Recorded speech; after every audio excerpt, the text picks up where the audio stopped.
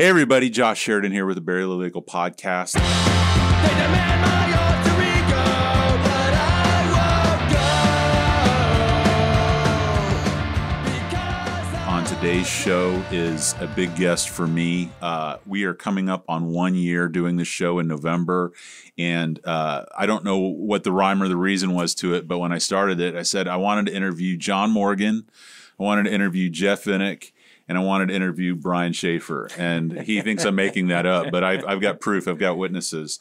You wouldn't know it to look at me, but I've been a skateboarding fan for most of my life, and Skatepark of Tampa, whether you know about it or not, has become kind of a mecca in Tampa that has hosted all manner of pro competitions, amateur competitions, concerts. It's in Tony Hawk video games. It's been in collaborations with Nike and every other brand that you've heard of. If you are in the world of skateboarding, you know who Brian Schaefer is. Above and beyond that, he owns the Bricks restaurant in Ybor City, a great restaurant that serves all manner of food, alcohol, beer, whatever. You've had other. Is the Damn Am, is that a third company? How many companies are there that are currently active? Well, you mentioned the Bricks, the Skatepark of Tampa, and then it's really the event company, which is Spot Events, but under that we have Damn Am, which is like an international global amateur skateboarding kind of series. And then we do one-off contests,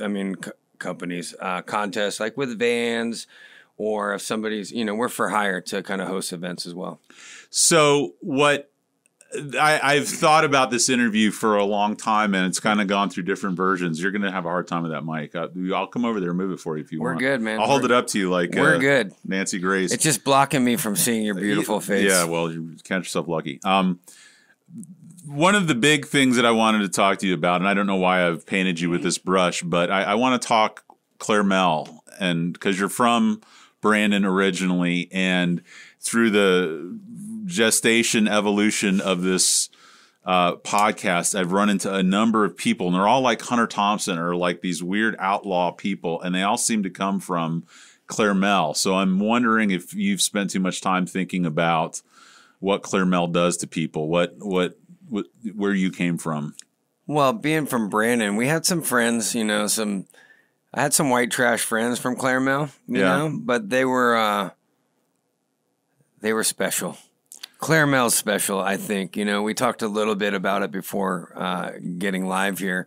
It was just, to us, man, that was a rough part of town. As skateboarders, we were like having to fight rednecks or, getting picked on, like, I guess, 35 years ago? This would have been late 80s? Yeah, mid 80s, I guess, 71, 81. Yeah, so mid 80s, around 15, the beginning of driving, and being at the Brandon Plitt, and the rednecks would be at the Plitt Theater. That's where like Chuck E. Cheese or Kmart was back in the day. So that was a hangout spot. And I remember getting like chased out of there and some punches being thrown. And then like we had to run from some big pickup trucks, I'm going to dot your eye, boy, but that's the story. But man, I have a lot of great friends from there, like Dave Decker that everybody knows that plays in the band Claire Mel.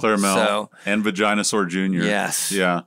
What were some of the skate spots in Brandon around that time? Well, there is like the mall wasn't there yet, right? I mean, that's much later. Not that mall, but the Brandon Mall had a small little like kind of like walk through area, and I don't know if Darby's Pub was in there, but I remember everybody being drunk. But we used to be able to go in there, and they had an indoor like planter, but it was like brick banks that you could skate. They were only like maybe 3.5 foot tall, so we can kind of like skate through there, and it was air conditioned, so we'd skate that. There's the Zook Hills that people from Brandon would refer to it as, and that was on I think it was Fort Brooks Bank. It was like maybe a 30-story building on 301 south of 60 back there. So it had small banks, that were like small banks and a little hip. That was maybe just like 2 foot tall. And then they had bigger, steeper banks there that were maybe like about 5 or 6 foot tall. And you can kind of grind them and wall ride them. And, and then we would just skate Were there any curves shops back then around that part that you remember going to? Skate shops? Yeah. You know, there was a little bit. Yeah, of course I do, man. In Brandon, it was like my first days were it takes a genius, and that's like on Parson and 60, and then there was a place called Gene Machine, which then turned into the Cove, Skaters Cove by Big Wave Dave and Donna, and they were great. But that was like North Brandon, and then I was South Brandon, so they had their own thing going Right. on, and we had our own kind of a skate park in our backyard. And then there was like Skaters Connection on 574 that would hold a contest here and there. Not a ton of shops, but just enough back in the day so you could, you know, get boards and get grip tape and but there was a little rivalry, like South Brandon guys and North Brandon guys. What about, so I came up in St. Pete, and a lot of the skate shops in St. Pete were all out at the beach.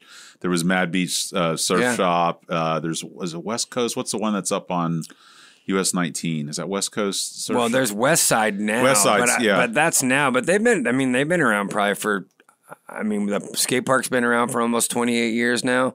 So I think West Side's been around, you know, around that timeline too. But, you know, we were going deep in the woods of being 16. But I guess, man, that's only 5 years prior, you know. Right.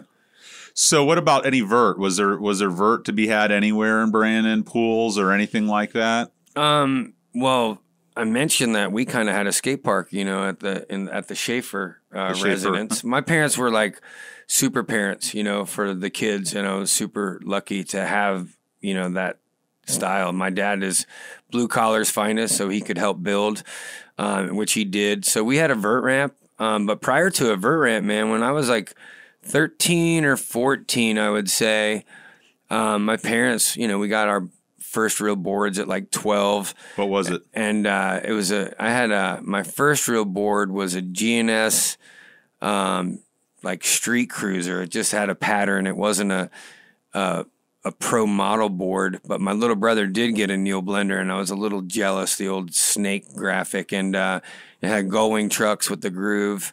And Gullwing trucks. What was the one that had the roller on the trucks? Oh, those were Z-rollers. Was it? Yeah. I think that was a drug front. Was it really? You know, they were huge, and we're like, how do these guys got all this coverage? You know, from Southern California. You know, yeah. You know, the Coke business had to get into the skateboard world just to get a cover. You know, so Z-roller trucks. I knew you had a brother. Is it just you and your brother, or I have an older brother and a younger brother that both skated growing up. Are they around still? Yeah, they're both still around. You guys close? I'm pretty close to both of them. Yeah. You know, what are their thankfully. names? I have Glenn as my older brother, and Wayne. I'm closer with Wayne just because we run in the same kind of circle and similar friends, and we're 3 years apart versus 4. And what did your parents do? My mom is a career hospitality major, so was a waitress and a bartender. Her second part of the life. She's retired now. Okay.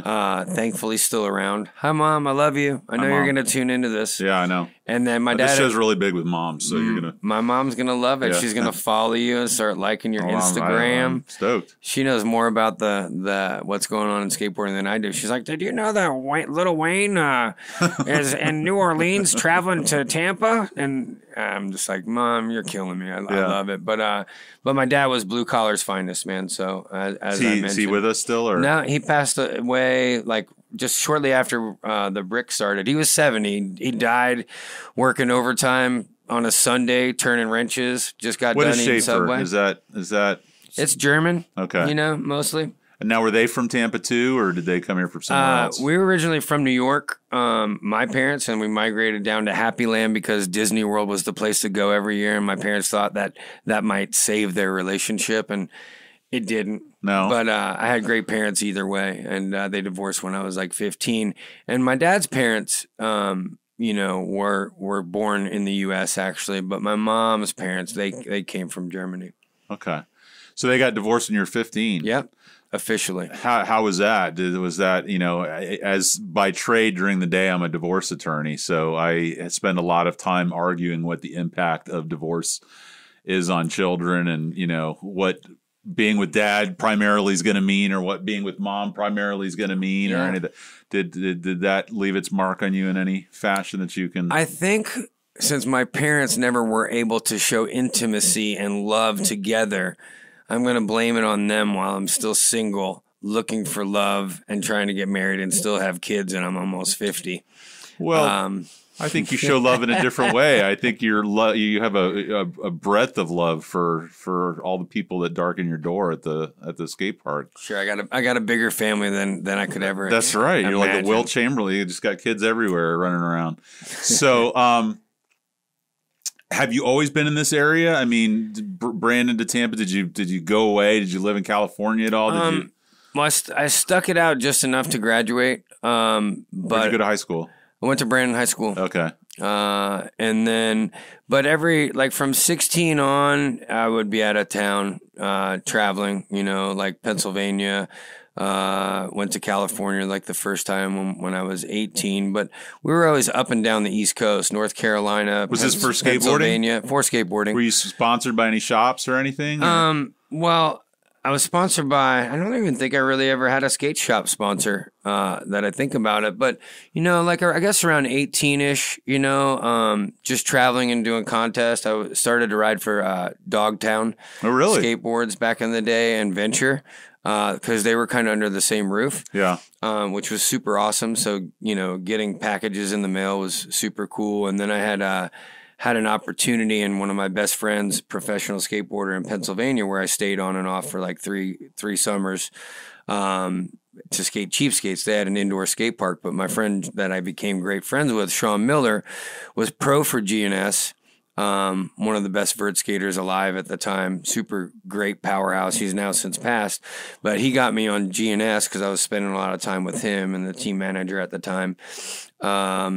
So, and then GNS then I got on a brand called Think Skateboards. I remember Think. Was that the one with the spray paint can? No, they had graffiti style logos, and so very similar. It's probably exactly what you're thinking about.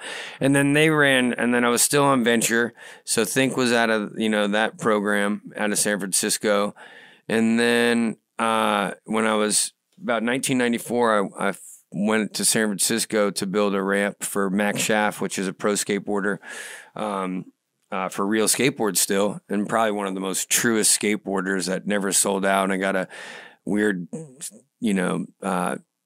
sunglass sponsor and a energy drink sponsor, but he does 4Q now, which he builds custom motorcycles, but he still rips, and he's got one of the best skateboard styles to this day. But I went out there in 94. He wanted me to build him a vert ramp. So I built him a vert ramp in Oakland.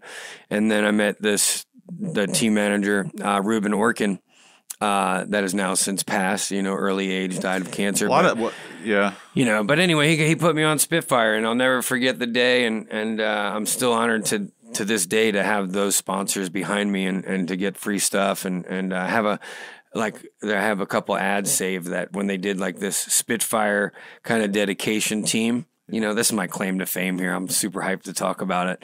But I had a little Spitfire head with my name underneath it, and my guy was chewing nails. Oh yeah. So if whoever it was, like Jeff Hartzell, like he smoked a lot of weed, so he had a reggae, like Rasta kind of colored Spitfire head, and everybody else had their MO. Look with their Spitfire, but mine had nails, and I got a Spitfire ad once too, solely, which was super cool. So I'm stoked to be talking about it. How long were you in San Francisco? That was just on and off, man. Because that's kind of if I could pick, and you could probably correct me, but if there's a capital of skateboarding, it seems like there's a strong argument that would be it. Man, it's great. It's just pure because you can bomb the hills. Live in the what city, was the big park that's no longer there? That's like in all those videos. Big open park, a lot of tables, a lot of rails. I think Gon's the Gap or whatever the thing that he ollied there. Oh, it was the brothers from Girl. It's in every video. Yeah, Gonz did the big Gap ollie over there.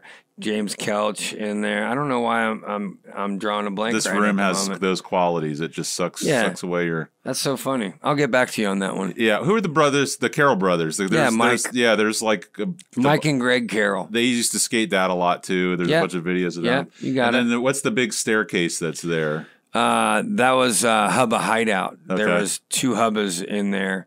The big staircase is Wallenberg. Yeah. Yeah. I mean, if you watch any of these videos, most of them, you're going to find some parts in San Francisco. So For sure.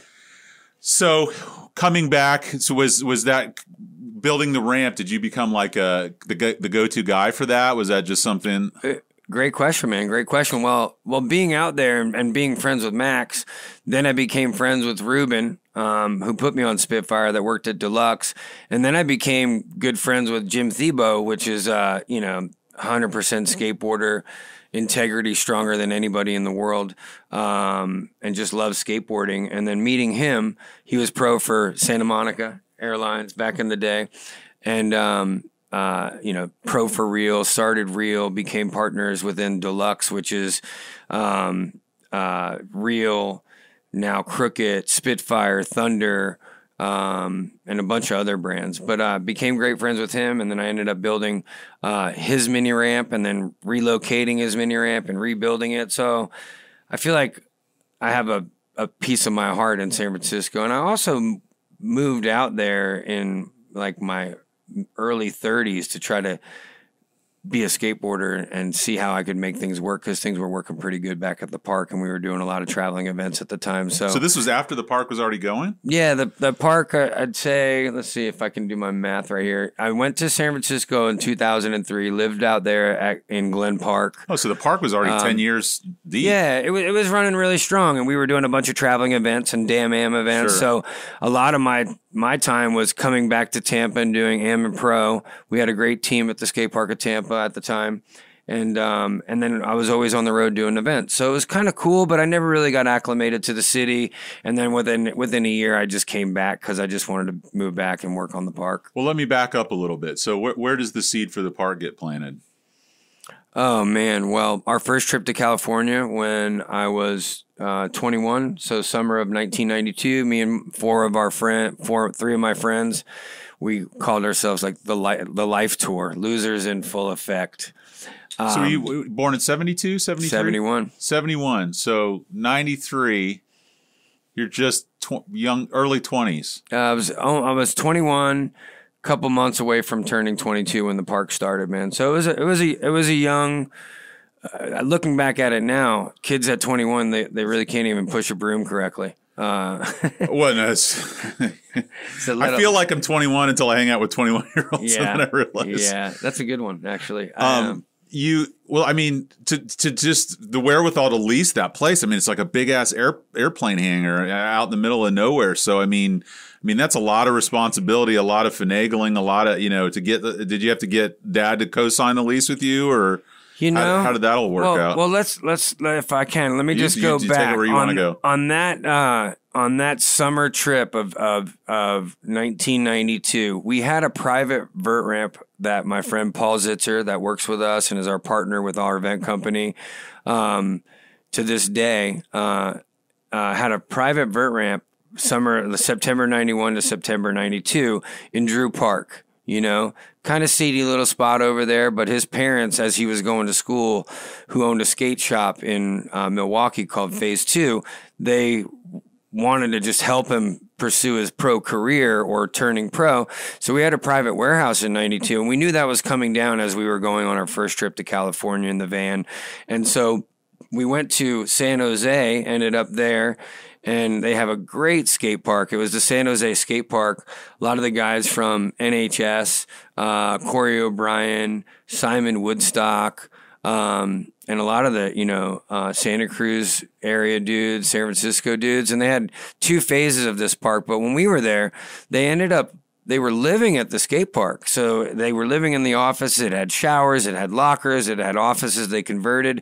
And it was, mini ramp, vert ramp, street course. It was ahead of its time. And it kind of really dawned on us to go like, man, we know our vert ramp's coming down. What are we going to do? How are we going to get it back up? So all 4 of us were like, let's see what we can do to try to raise money and get a warehouse. And, we need a place to live. So maybe we can pay rent. We're all 20, 21, maybe, still living at home or in some apartments, shacked up with a bunch of people.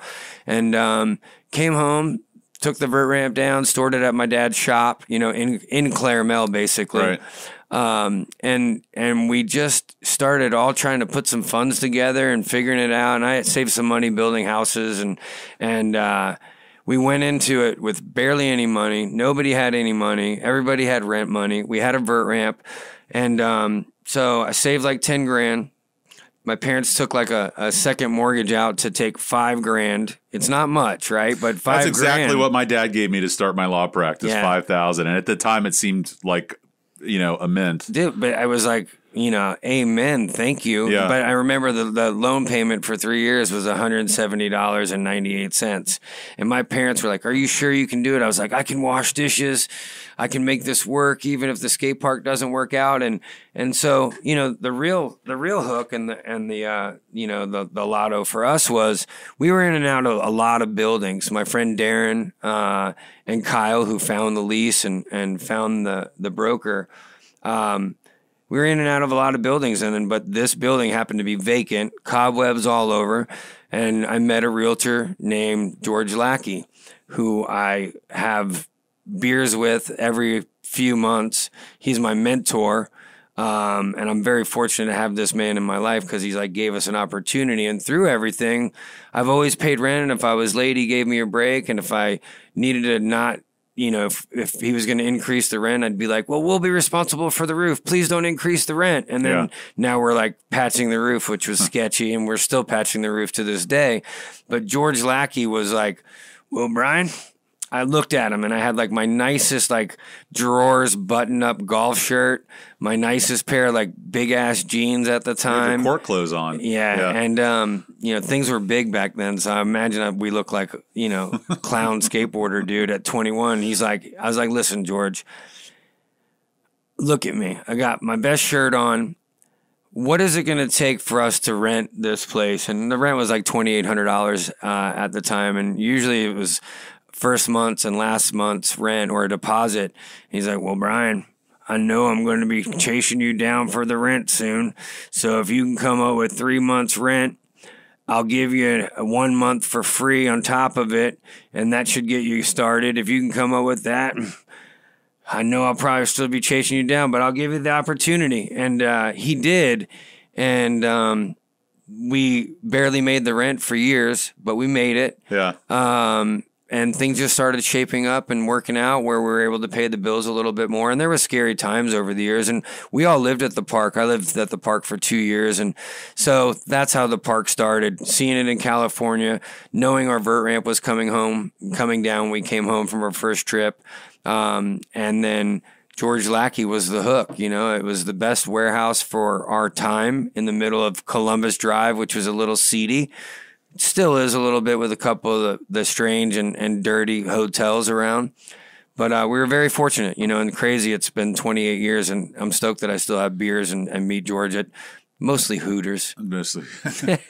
Do you have kind of a catalog in your mind of events that kind of marked a new chapter in the skate park? Like after this event, we're known nationally, and then after this, you know, is it that sort of thing that you kind of mark as like big events, big chapters in the life?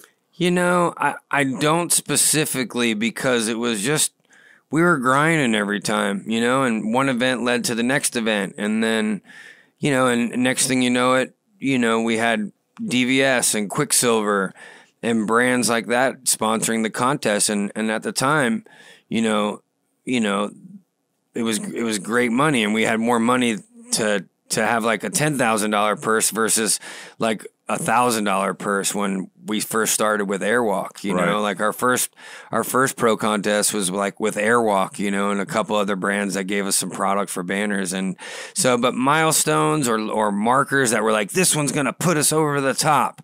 I think every event and everything we did and we progressively kind of marched forward and did other events that gave some more exposure to the skate park of Tampa. And then we had a mail order, and then we had our first website. And so everything kind of just fell in place, man. And nothing really stands out as being like that one contest gave us this, but you know, but having the contest when we could do the live webcast, you know, it was like on Fuel TV back in the day, and they came in with like Blue Torch, if I'm correct. And like, and I could be wrong. It may not be Blue Torch, but we were live on Fuel, and when we did that, they burned a CD and they gave us CDs to give to everybody of the live show, and that was really cool. So a lot of moments in time to make it where it is today, but nothing that's like now that made us successful or anything like that. From my perception, when it started, it was just the vert ramp, right? There was no street course in there. Well, the vert ramp and the blue bench. Everybody will remember the blue bench that we stole somewhere that was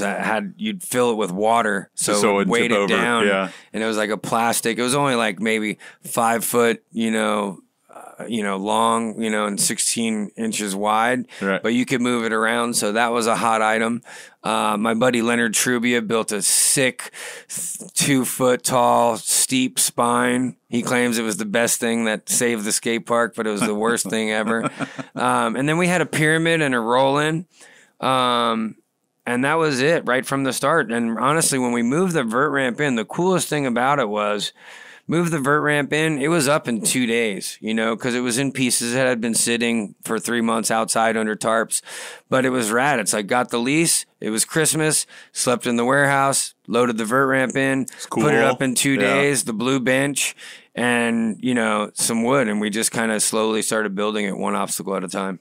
Now, when did the shop the shop came later, right? That wasn't there at the outset. Well, I would like to take this time to let the world know that you can shop at spottampa.com. Well, I'm going to definitely push it at the end of this because that's another evolution is the online part. Yeah. But the store inside, when did that start? How long after that opened? Well, man, we had the check-in counter.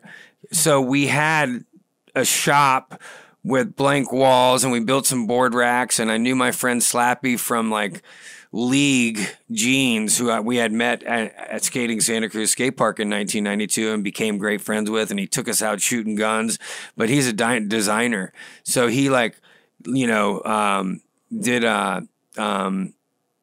consignment for jeans, and he sent us jeans. So we had a little pop-up rack, and all our friends rode for brands, so they would sell us boards or give us their t-shirts, and it went from our stuff for sale, like a couple stickers and a deck and a board and a t-shirt, to we had to get grip tape and bolts. So it was really small, and the shop now is, to me, it's enormous.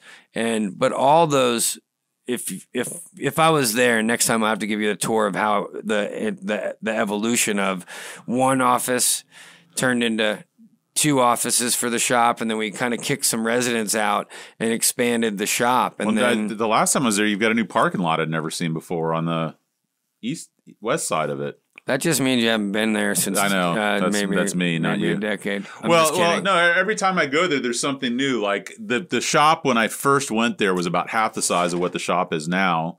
Then behind the outdoor park is a whole other indoor park and like a cafe, which. That was relatively new since I'd been there. Yeah, you're right though, man. We've every time we have the opportunity to kind of expand to make it better. It's like Disneyland anymore for skateboarders. We continue to do that, and we're in the middle of doing, more renovations now, and we redo the course every year, and we just try to make it so it's accommodating, comfortable, and the venue that you saw, we expanded that probably 3 years ago. It used to be half the size and small, but we made it big enough to do music in there. So we do music sometimes and video premieres. I got to talk to you about Dinosaur Jr. before you leave, because I think no problem, man. I could stay all night. I'm having a great time. All right. So a couple things that I wanted to ask you about. One is, and I don't know if this is the same for you, but everything I know about business I learned by fucking it up. I opened my law practice. No one in my family ever owned a business. No one had to run a credit card, make change for anybody, figure out their corporate taxes, any of that stuff. And so at 20 years in, not quite as far in as you, but still, everything I know, it's because I royally screwed it up at some point. Sure. Was that kind of your experience? Yeah, absolutely, man. It's from paying taxes or not paying taxes, we were pretty we were kind of on it, but it was definitely learn as you go. And we had problems with insurance that almost closed us down a few times. Thankfully, George Lackey had our back and would always do everything he can to be like, just keep the doors closed. There's 2 other businesses on the property. Maybe they'll look at those businesses and just go, what's this skate park thing? And ignore it. And from time to time, he knew the business. So then there's a Brandon way of doing business too. It is a Brandon way. Yeah, there's a whole other kind of. It's funny that you mentioned that. All my friends and maybe myself sometimes we're still sneaking into shows and collecting wristbands and putting some gum on there and getting into the shows for free. So my wife's grandfather, Joe Basiglio, he did plaster work, and he used to do like the Trafficante houses and all this other stuff. And they had the dairy out on 301, and it's all, handshakes, spit in your hand, all this kind of stuff. And, having those relationships and knowing those people out there will get you pretty far. The Brandon way. The Brandon way of life. Well, I had this thought just a moment ago that you said your parents moved here because of a theme park, and you ended up building, in some ways, a theme park here in Brandon. So there's kind of some synchronicity there too, Yeah, I gotcha, man. It's it's when I think about that. My parents were awesome. We had a cement bowl in our backyard, which I didn't tell you about, and a vert ramp. When I was 14 to like 18, my parents were awesome. But we had moved down to Florida when I was 8, 3rd grade in 1979. Oh, so you had some time in New York before you moved down. 8 years, through 2nd grade. Long Island. So I grew up in Islip, Bayshore. Okay. But we moved down here at 8. My parents wanted to kind of try to figure out their relationship, and we had an uncle down here. My dad was going to start a boat business with them. That fell through, but we landed in Brandon. My mom's in the same house, still 40 years later.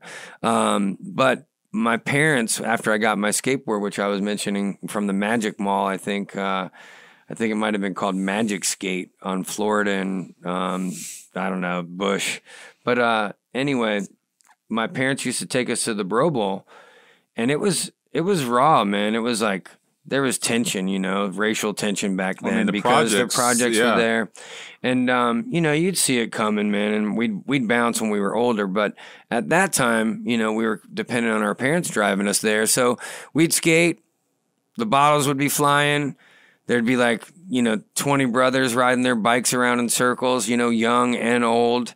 And then it would be like, man, my dad was like, man, I can't bring my kids there anymore. So one Christmas, he brought home a little bulldozer, little bobcat. Oh my God. And just dug a hole right next to our kind of Clairmel above ground pool that we had, and we started pouring concrete. So we had not a replica, but the concept, my dad was like, I can do that. So, we got, yards of concrete, some wire, made this French drain with a 55-gallon drum with some rocks and, 6 yards of concrete. We had a bowl. I'll have to show you some photos of it. And then, we had built a vert ramp down up the road in Brandon, and then it came down because it was in the suburbs. So it just fit in the backyard. So you were towering over everybody's backyard. So people were like, they're like, get that out of there. So they had to get it, we had to take it down there. And that was straight out of Thrasher ramp plans when we built it. It was super funny and super fun when I look back now. Remember sketchy ramps when you were a kid, like ramps that you have no business jumping? Like I remember my dad built me one that had no transition at all. It was literally like your nose would hit it before your wheels would. And dude, you and your dad and everybody's dad thinks they knew what it took, and they built all this crap, It's like sketchyramps.com. Yeah. All the dads are like, let me do that. I can do that. How do you bend a plywood? Oh, a bunch of dads missing fingers from rotary saws. Yeah. But I was very lucky, man. My parents, hosted us. They were the super parents, and we had an above ground pool that lined up with the round trampoline and the cement bowl. And then the vert ramp. So you could jump off the vert ramp on the trampoline into the pool. And the pool, it was epic. We had the parachute liner. It was 7 feet deep in the middle.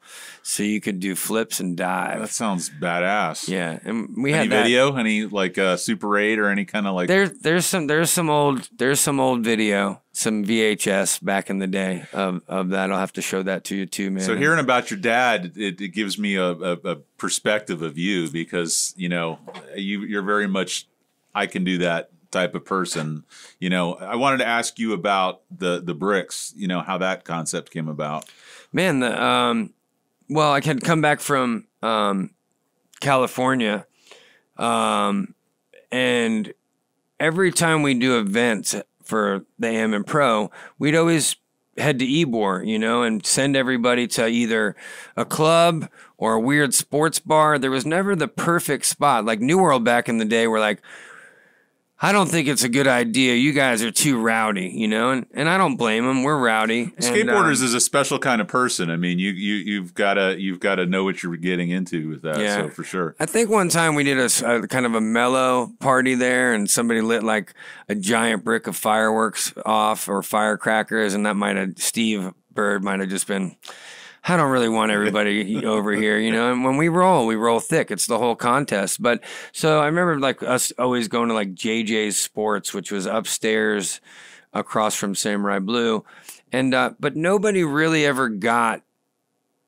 how to host us, you know, or we'd bring them thousands of dollars, and then I'd have like a $15 tab, and they'd be like $15. I'm like, just buy a couple beers, please. So Yeah. I live down there, and I have since 2007. So, man, it's already 13 years. But living there, growing up there, being a skateboarder from Brandon, Ybor City was the shit. You know, we'd bring a street ramp there, drop it in the Tropicana parking lot during Walloween, you know, when it wasn't as heavy as it used to be, and it's no longer around. But so I've been in and out of Ybor our whole life, and then moving, you know, into the skate park 3 miles from Ybor City.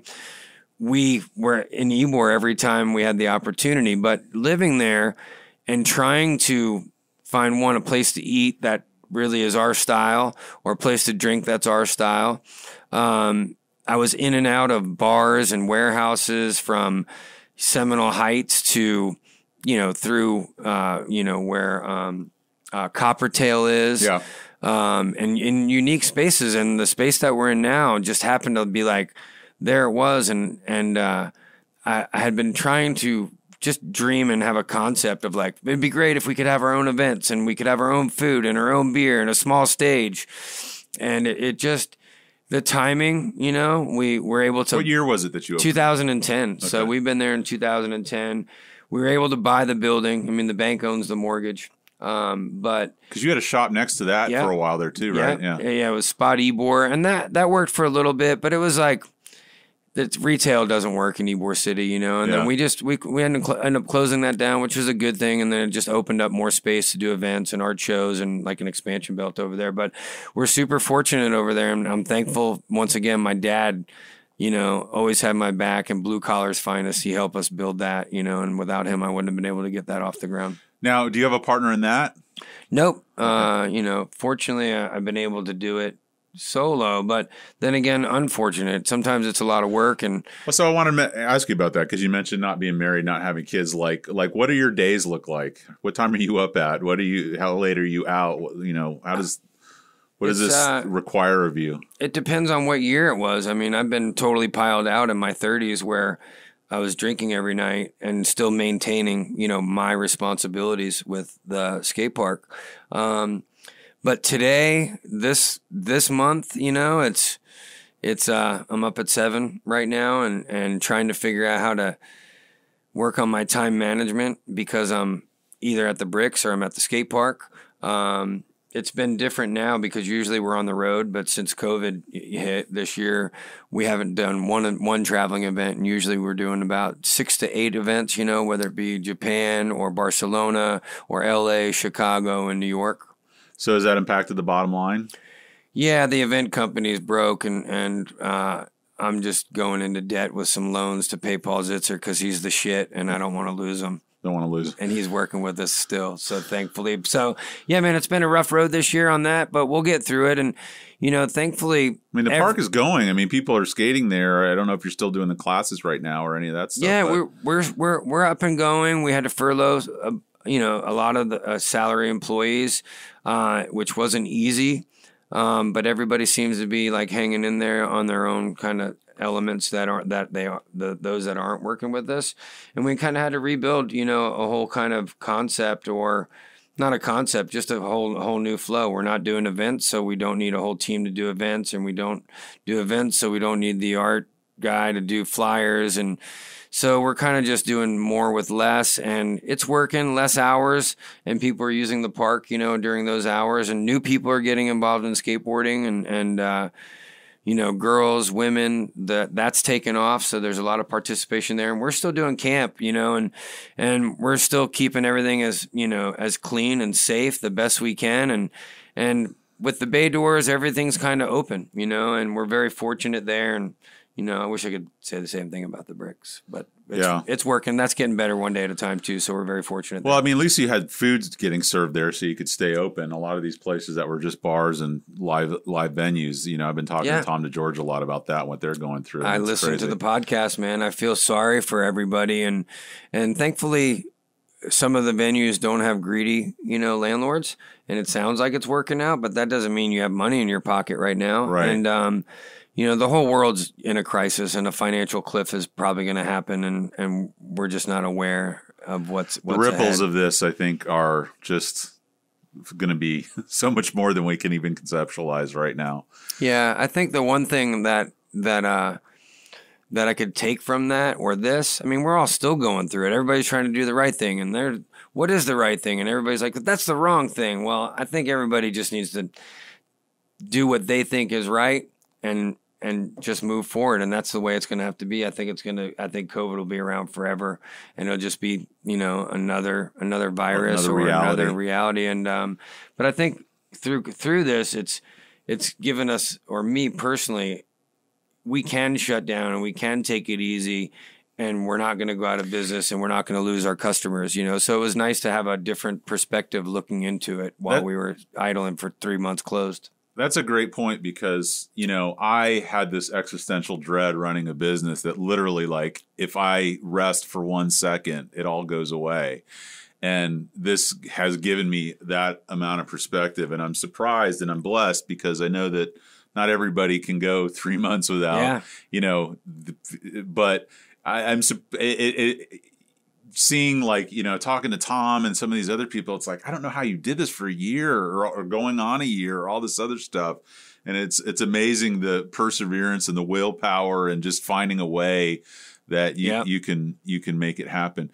Part of this show is very much focused on music, and you have kind of a rich music history at Skatepark of Tampa. Was music part of your life as a kid? I mean, it's hard to be a skateboarder and not have music involved. It goes hand in hand mostly with I think any skateboarder in some regards, especially the older days. I don't think kids have instruments at their disposal as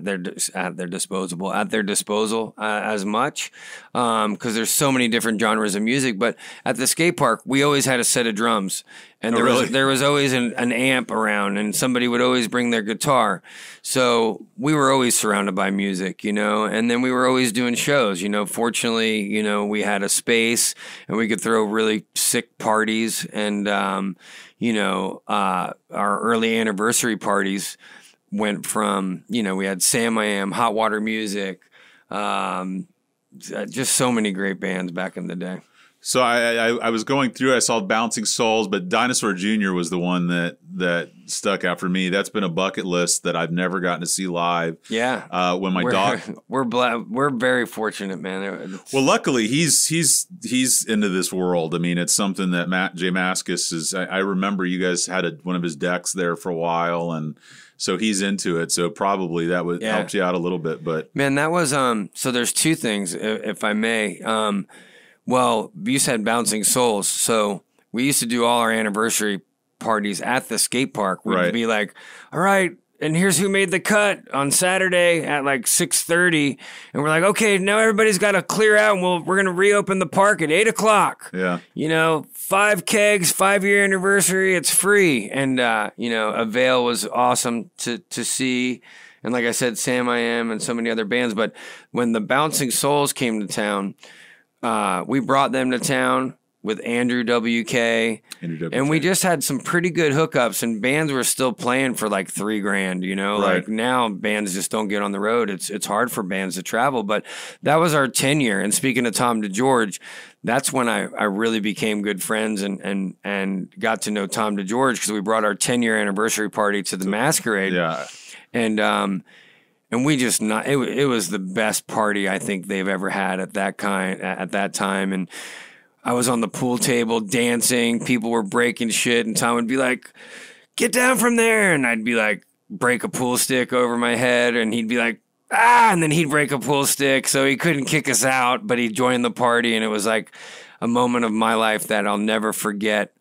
That party being our 10-year, you know, and then we continued to do all the anniversary parties outside of the park because it was just too much work. But later on, it led to Dinosaur Jr., which was our first. Let me do the math real quick. I think it was it's 2007 was Dinosaur Jr.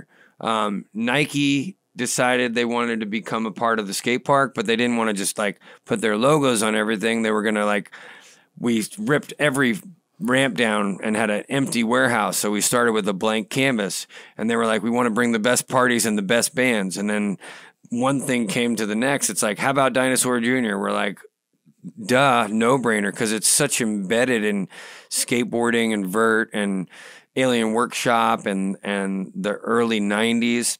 And so it was a perfect fit. And, you know, we had like 2,000 people at the Cuban Club, got to see Dinosaur Jr. So as, you know, one of your favorite bands, you should figure out where they're playing and go see them no matter what. But we were very fortunate, man, to have that level of the webcast, Dinosaur Jr., and then the next, that was for AM, and we used to do the contest January AM and then pro in March. They were so close to one another.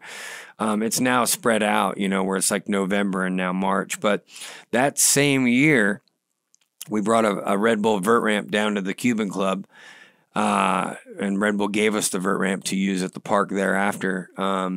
But they Nike brought Band of Horses that year, which was just like an epic moment. And the contest got rained out because it was a light mist rain. And I remember standing on top of the vert ramp and watching Band of Horses play, and the vocals were like misty coming off of with the light rain. And it was like, I was like, transcendent. It was just pretty epic, man. Yeah. You mentioned earlier you're approaching 50. I've seen 40. Well, you know, in skateboarding, there's those that have aged gracefully and those that haven't so much. You know, I think lost Jeff Grosso this year. Jake Phelps was not too long ago. You know, Don't forget Preston Mygator. Yeah, well, that was one of my homies too. So, well, I mean, some are in prison, some are dead, and you know, it's you know, a lot of Jay Adams. Who's the other guy? The guy who's got tattoos all over his face. Mark Hubbard. No, he passed away. Man, let's almost get past it. It's been a rough 5 years for skateboarding, and we've lost some great people that put a big dent in the world of skateboarding and took over the Instagram world. You know, so right on, everybody. Getting older though, and seeing the new blood coming in. Do you try and cultivate a father figure relationship with these people? Do you just let them kind of do their thing? Do they come to you for advice? I had Keenan on here, and you know, I think everybody's different. I have different relationships with all the younger guys, right? And the middle-aged guys and the older guys. So, and then we're all connected. You know, the park is, you know, there's 20 of us working there, and we have like the online side and the retail side, and then we have the camp side. So there's a whole different adult personalities that connect with, you know, the kids that are 8. From 13 to 18, you know, and Keenan and those guys, you know, that are, you know, freshly turning like 21, you know, so it's a unique age, but everybody has their own special kind of connection. And I I mean, I could talk for days about, you know, a lot of the connections I have with the kids that come to the park that are young, that I do feel like I'm like big bro or dad, you know, and then the guys that work at the park, like, it's pretty awesome, man. And we got a really respectful crew, and I'm pretty lucky to not be hated as a boss, because sometimes I can kind of come in heavy and people are like, man, he's tripping. Is the plan to keep it where it's at until you're done, or is there growth still? Like, do you have other designs on things that you're planning, or? You know, the park, we change the course every year. We're always fixing or adding something. So we'll tune it up. I keep going, man. This is my last year to put this kind of effort or these kind of changes and just ride it out. But I don't think it would be the skate park of Tampa if we weren't not only changing the course, but changing something to still be relevant or make the park more comfortable or do something digital, or hosting contests. So no, we're still going to keep, you know, plugging away and trying to make things different. And then, you know, I think I was like, man, 25 years, the time where I might just like try to put it on cruise control, but it's never been cruise control. It's kind of up, down, up, down. Are we going to make it this year? Are we going to make it next year? And right now, I think, you know, we're doing okay, you know, through the rest of this year, and we'll be all right next year. And, you know, soon enough, it's going to be 30 years. So I don't know. I don't think we can reinvent too much, but we seem to do a good job, you know, with everything, as, you know, we're doing even this like digital thing, this digital event now in place of Tampa Am, which is Global Amdemic, which is really kind of helped keep us in the world and keep Tampa Am relevant. Yeah. And, you know, we have 500 people that participated in that. And Sam, whose real name is Uncle Sam, that works with us and has for almost now 10 years. And Paul Zitzer, they put together this concept to do this digital contest that's been super fun, man. And we're right in the middle of it. And we had over 500 dudes from all over the world cut down to 30. Now they're cut down to 12. And Monster Energy helped us out with that, and Independent and Santa Cruz and all the NHS brands. So it's been really fun. So as you say, what's next? Are you going to keep evolving? But I guess we are. And sometimes, even though we're not building something new, we're doing it digital right now. So we're very fortunate to kind of keep coming up with new ideas and have a creative crew that can kind of put it together as well. With the online store, one of the things that I noticed during the pandemic, if you walked an aisle in Target or even Joe Haskins Bike Shop or any of these places, you couldn't find a bike for the first few months of the pandemic. Was it similar with skateboarding? I mean, kids had to find something to do by themselves or outside or whatever. Did you notice any kind of a swing in online sales? You know, thankfully, as we were closed, and I think other shops were closing that didn't have the online potential to operate like we have, you know, or you were kind of ahead of the curve with that store, right? We were in the beginning, you know, like online, you know, I mean, there was CCS and a lot of other brands, but we weren't at their level with volume, because I don't think we ever really learned how to really market, but it paid our bills, and it's a big contribution. It's over 50% of our income, you know. Well, plus you have a street cred, so I would imagine there's some amount of loyalty. Like a lot of the people that come through there before they would go to CCS or whatever, they're going to go to Skate Park of Tampa. Yeah, we're fortunate on that, you know, and thankfully we have the street cred, because we definitely have business because of it. And the contest, when we do that, and we have our commercials that our people see around the world, we just need to figure out how to ship globally, you know? Yeah. And, but we're very lucky with that. And, forgot where I was going with where we were talking about mail order and just evolution, digital, and all that kind of stuff. Well, before you go, you brought me some gifts, and this is something I was aware of through. I mean, there's quite a bit of content on YouTube from the skate park between the contest and everything else. But at some points, for some of the anniversaries, you did a collaboration. Was it always with Cigar City? Cigar City, we were very fortunate to do the 20-year beer called the Moat Water. Yeah. With those guys, and became really good friends with everybody over there. You know, Justin and Joe. But was that senior or junior? At junior. Yeah.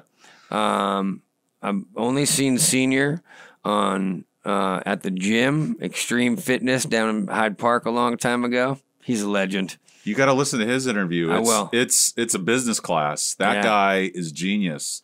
I mean, there's not a more street savvy, socially aware person. He had these little, he was like, you know what you do when a guy gets up on the stage? You make the girls get off, and then the crowd will do the work for you. Yeah. He's like, I didn't have to pay anybody to get up there and throw him off. The girls stop dancing, the crowd will get him out of there. He knows. He's been through it, man. He's on the streets. You know, he learned, you know. The hard way. Yeah, the hard way. But he's got this thing that he's built, I think, in Ybor that's set up to grow hemp and all this other stuff. And as soon as he's just waiting, legalize right? weed, he doesn't need to change a thing, and he's going to be on top of it. Yeah, it's but back to Junior. Yeah. Those guys have been just super cool and helped us do the moat water for our 20 year, and they helped us do, you know, we put the ply in the tank and mashed the beer. It was one of the best projects in my life that I've ever been a part of, because I was hands on, and they let us come there and kind of work with them, and it was a super fun project. And then they ended up doing this, letting us do a 25-year kind of, you know, homage to the moat water with a little bit of change of flavor. And we still did the deck, and both projects were super awesome. The first one was rad because, you know, we scooped water from the moat outside of the Skatepark of Tampa. For those that don't know, the moat is an iconic race where people line up in the moat, run under the bridge, and eat oil and carburetors and get egged and floured for about 200 feet, you know, with helmets on at every pro and am contest, except for the last 3 or 4. I think it's a liability. Yeah. It's so nasty too, man. But anyway, the collaborations, man, we're very fortunate to be, whether it be a beer company or a skateboard company, and just the contributions from everybody around the world, you know, that's helped us, you know, keep everything going. I love that Lance Mountain did the graphic. That was my first deck, was a silver Lance Mountain with the the guys so the street plants, or the ones where they're running holding like the medieval skateboards. Oh yeah. Like the mountain wall art. I had that. I had a Skull Skates, a Vandals deck. I still remember all of them, and I decided I was going to cut my Vandals deck into a hammerhead like soy. Yeah, I don't know what I was thinking. I wish I still had that deck. Well, it's getting late. I'm sure you're getting hungry. You've worked a full day. I can't thank you enough for coming down here. This has been bigger for me than you probably realize. It's great hearing all these stories. I really appreciate it, man, and I think you've only been trying to get me on the show since March, so I'd like to apologize for standing you up so many times. It's better. It's better. It's built up expectation, but it paid off. It met all standards. So thank you so much. I really appreciate you. I wish you the best of luck, and take care. Let's hang out more. For sure. And oh, by the way, thank you for not making me skate. I had this big fear you're going to make me do a kickflip in front of No, that time will come, man. So hey, man, thank you for having me, and thanks for all the support. All right.